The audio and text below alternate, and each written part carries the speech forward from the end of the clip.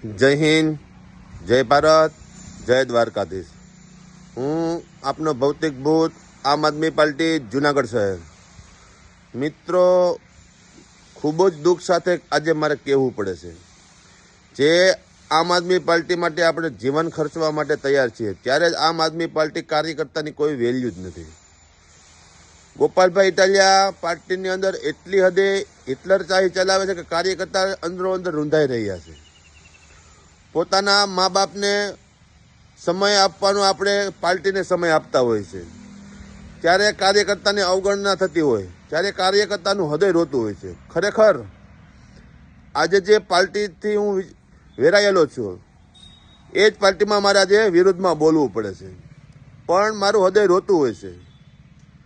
કેટલાક કાર્યકર્તાનો શ્વાસ રૂંધાઈ જશે એટલા માટે મારે બોલવું પડે છે. આ શબ્દ હું બોલી રહ્યો છું, એ ફક્ત મારી વેદના નથી, પરંતુ અસંખ્ય આમ આદમી પાર્ટીની વેદના છે. જેમ કરીને તમે જુઓ કે જુનાગઢની અંદર આજે રેશમાબેન પટેલ નારાજ છે.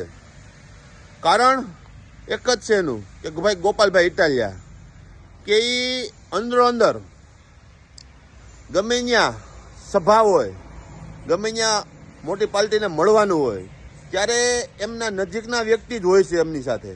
આજે હું છેલ્લા 6 મહિનાથી જોઉં છું કે ગોપાલભાઈની સાથે એના મિત્રો અને નજીકના વ્યક્તિ જ હોય છે. તો ભાઈ આમ આદમી પાર્ટી તમને સમય આપે છે, એના કાર્યકર્તા તમને સમય આપે છે, તો એમનું શું, એનું ભવિષ્ય શું? એને કંઈક હોય ને, એને કંઈક લાહો હોય ને કે અમે આગળ વધીએ, પણ ના, એ ગોપાલભાઈ એના નજીકના વ્યક્તિનું વિચારે છે, બીજા કોઈનું વિચારતા નથી. જય હિન્દ, જય ભારત.